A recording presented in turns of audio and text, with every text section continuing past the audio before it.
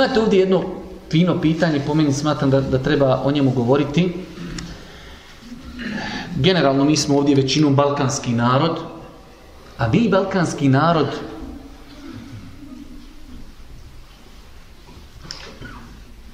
imamo jedan problem kad je u pitanju kultura zahvalnosti. Ja lično ono što sam doživio radeći s narodom, primijetim da smo mi narod generalno nezahvalan. Da smo narod koji jednostavno ne primjećuje tuđe usluge. Pazite, ja sam živio dosta u arapskom svijetu. Vi kod Arapa doli danas dan kad odete, čovjek može biti praktikuje, vjero ne praktikuje, ne vezano za to. Ali on ako te pozove na večeru, svi ljudi kad izlaze od njega iz kući, svi oni njega grle, svi ga ljube, svi zahvaljuju, svi mu dove čini da ti Allah poveća imetak, da te Allah nagradi, da ti podari hajr, da te Allah, da te... Znači to ljudi po 10 minuta dovi. Ti kod nas zoveš insana na večeru, spremiš mu 15 različitih vrsta jela, on se nagruha, paša bude volki, kostalni, ovolni, velik. I on izađe, on tebi ne zna reći Allah te nagradio. Ne zna, nije naučio jednostavno, nije to zlonamjerno. Čovjek uradiš uslugu, neću sad da navodim kakvu uslugu, dunjalučku, ahiretsku, on ne zna reći Allah te nagradio. Stidi se. Pa braćo moja draga, moramo shvatiti ovdje jednu veliku vezu između zahvali Allahu i zahvali ljudima. Božji poslanik kaže, ko nije zahvalan ljudima, nije zahvalan Allahu. Ako ne znaš zahvaliti ljudima, nisi zahvalan ni Allahu onda. Sad belaj, sve sruši ovo sad. Sve ovo što smo pričali, zahvala Allahu, nisi zahvalan ljudima, nisi ni Allahu. Sad sve palo u vodu. Pa smo mi narod zaista kojim treba govoriti o kulturi zahvalnosti. Imate 3 kategorije osoba koji su veoma bitno da se zna njihovo pravo. Prva stvar, supružnici. Pazite. Nema niko da ti više dobročinstva trenutno čini od supružnika, jedno drugom. I muž ženi i žena mužu. Muž ide, radi na bauštelu ili negdje drugo donosi kući, a žena opet kod kuće.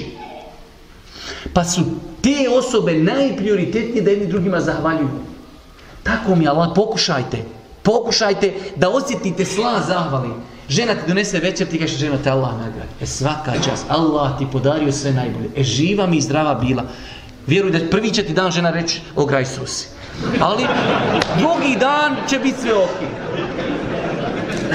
Hajde to pokušajte, ali osim ovi što su žene vidjele, žena kad ti donese večeru, proučuj 3 dove. Garam će reći, čuvo, gdje si ti išao danas? Nisi dobro. Jer nije naučila to od tebe.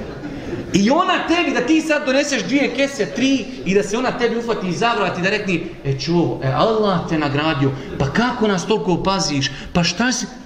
Ti je rekao, ženo, jesi bogati večerni zikr jutro se učila? Nešto, da nisi džeo grajsala.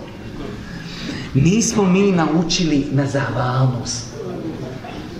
A braćo moja draga, to je, vjerujte, nekultura. Pa znači, prva stvar supružnici.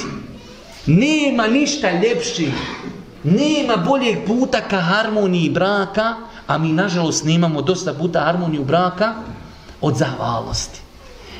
Supruga uvažava muža, uvažava njegov taj trud, ide, radi, vozi auto na baušteli, donosi, a mi sjedimo pod navodnim znacima, mi samo kupimo plodove njegovog rada. Isto tako muž. Znate kako je, žena jednom kad ode svojima, 2 dana, paša, kosa ti odmah naraste, moraš stići nakon 2 dana šiša. Sam kad 2 dana moraš ti sebi jedno jaje ispeći, kad 3 put moraš oprati suđe i ako eventualno jednom moraš staviti veš u mašinu, ne da ga ne opereš na ruke. Poludiš. Tek onda shvatiš šta ta tvoja žena tebi stvari radi svakim danom. Ja sam nedavno išao na jedno putovanje, pa eto Allah dao da sam putovao sa svojom suprugom, a trebali smo moju puncu ostaviti u kući da ona bude se ostala u našom vojskom. Mi smo 2 dana punci kazivali što ona sve treba raditi. Pazi ovo, pazi ono, uradi ovo, uradi ono, uradi. Ja poslije kajem rekao, ženo draga, šta ti sve poslova radiš, ja tek sam sve shvatio koliko ti si bitno u ovoj našoj kući. Pa znači supružnici da zahvaljivaju jedni drugima.